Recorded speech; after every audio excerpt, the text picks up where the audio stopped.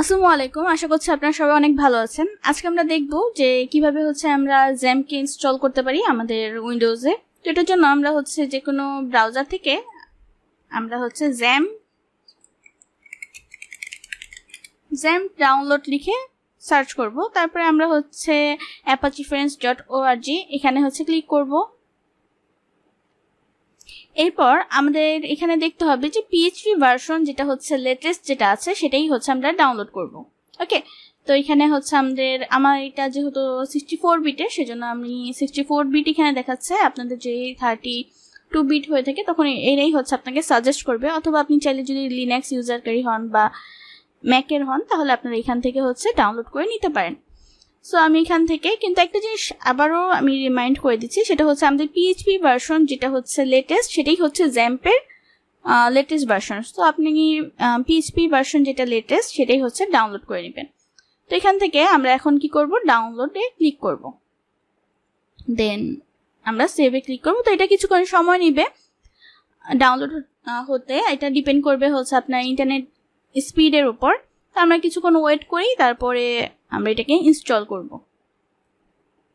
So আমরা দেখতে পাচ্ছি যে আমাদের xampp-টি এখানে ডাউনলোড হয়ে গেছে। তো এখন আমরা এখানে ক্লিক করে শো ইন ফোল্ডার করে নিব।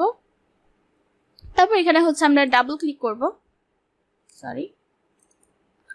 সো আমরা ডাবল ক্লিক করলাম। এবার আমাদের একটা পপ আপ ওপেন হবে। তো আমরা এখান থেকে সিম্পলি ইয়েস এ ক্লিক করব।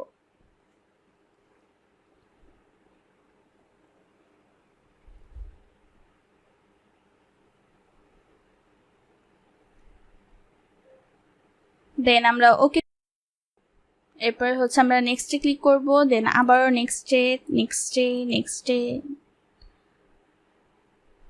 সো এখান থেকে আমি এটাকে আনচেক করে দিলাম, দেন আবার নেক্সটে। দেন আমাদের এখানে আমাদের xampp-টা ইনস্টল হওয়া শুরু করে দিবে।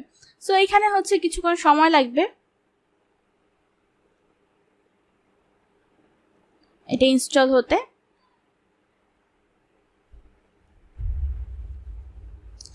সো আমরা একটু ওয়েট করব।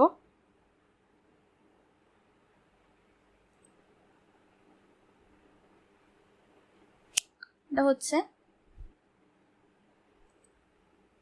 সো এটা এখান থেকে এই পর্যন্ত গ্রিন হবে। এরপরে আমাদের এখানে এখন যে নেক্সট বাটনটা আছে সেটা কিন্তু এখন ডিসেবল অবস্থায় আছে, কিন্তু যখন এটা এই পর্যন্ত হয়ে যাবে তখন এটা ইনেবল হয়ে যাবে, আমরা নেক্সটে ক্লিক করতে পারবো। তো সেই পর্যন্ত একটু ওয়েট করতে হবে।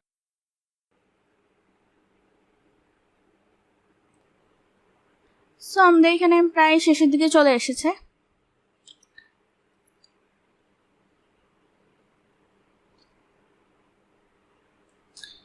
সো আপনারা আপনারা যদি দেখতে পান এখানে একটি পপ আপ আসবে এবং আপনাকে এখান থেকে অ্যালাউ অ্যাক্সেস দিতে হবে। ওকে, তো আমি অ্যালাউ অ্যাক্সেস দিলাম। সো আমার এখান থেকে অ্যাক্সেস পেয়ে গেল।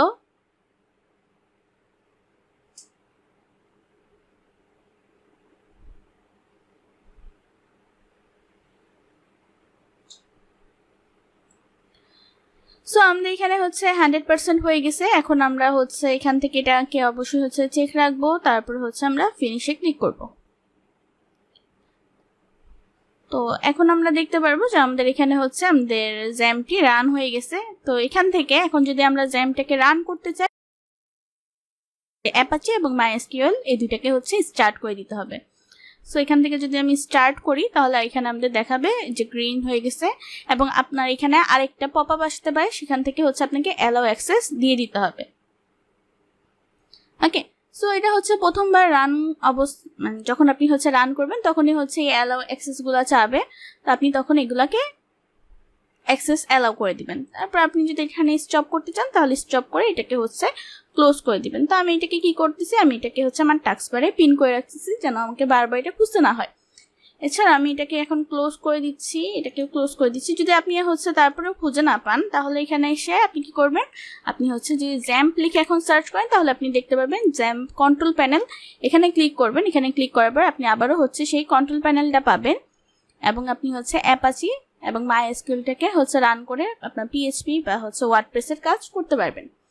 সো আজকের পর্ব। আই হোপ আপনারা বুঝতে পেরেছেন যে কিভাবে হচ্ছে আমরা xamppটাকে ইনস্টল করতে পারি। সো সবাইকে ধন্যবাদ সাথে থাকার জন্য। আল্লাহ হাফেজ।